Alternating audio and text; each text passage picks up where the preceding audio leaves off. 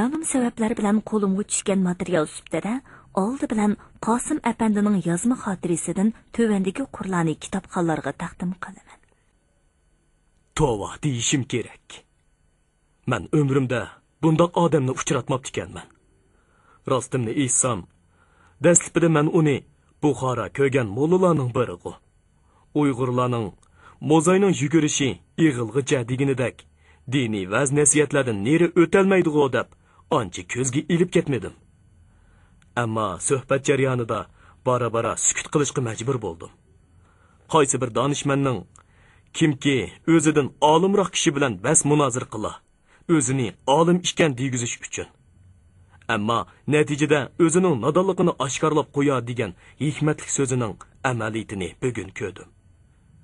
Bu odamni diniy o'lima degandan ko'ra bir siyosiyon yoki mutafakkur deyish to'g'riroq bo'ladi ekan. Uning Uyg'urlar haqida aytgan keyingi gaplari Qozoq olimi Cho'qon Valixonovning kitobidagi bunu jumlalarni yodimga keltirib qo'ydi. Uyg'ur xalqi qattiq ezilgan xalq. Bosh ko'tarmay ishlagan. Agar Uyg'urlar o'z kuchining halovatini o'zi ko'ra oladigan bo'lsa edi, o chaqda ilgirki zamonlarda qandoq boy millat bo'lgan bo'lsa, hozirmi sharq xalqlari ichida shundoq boy millatlarning biri bo'lar edi. Uyg'urlarning hukmronlari bo'lib qolgan jangjonglar uch qirliq podshohga o'xshaydi ekan. Ularning yemak ishmiki xalqning bo'ynida. Qassob go'sht to'sib bersa, mashinchi kiyim tikib berayotgan. Yog'ochchi uy silib berayotgan.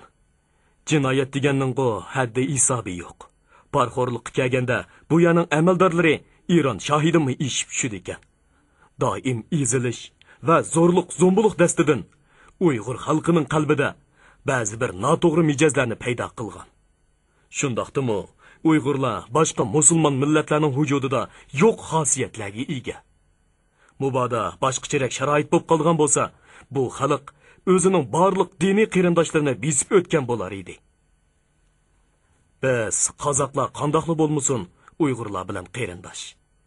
Menmo Cho'qon Valixonovga o'xshash Uyg'ur xalqiga ichinaman. Ularga baxt saodat tilayman. Ularning ozodligi uchun jinimni pido qilishga tayyorman. Shundoq degim keladi-ki, mubodo Uyg'urlar orasida Jerjes hojidek kishilar ko'proq bo'lganda edi, bu xalqning ozodlik ishi tezroq va o'ngishliroq amalga osharmidi ekan. Afsuski, Jerjes hoji haqidagi ta'sirotlarimni ochiq so'zlab, ba'zi fikr mulohizlarni sharhlashdan qo'rqaman. Hatto Xo'janiyoz hojimga qarab turib, "Hoji aka, siz va sizga o'xshash qahramonlar uchun bir narsa kam. U nima desangiz, Jerjes hojininkidek oldin sezalaydigan, fikr qila oladigan, fikr mulohizlarini yakunlab, harakatga yo'lboshchi qila oladigan qalb demoqchi bo'laman u. Lekin deyolmayman. Chunki mening vazifam bu emas. Mening vazifam boshqa. Men nima degan baxtsiz odam.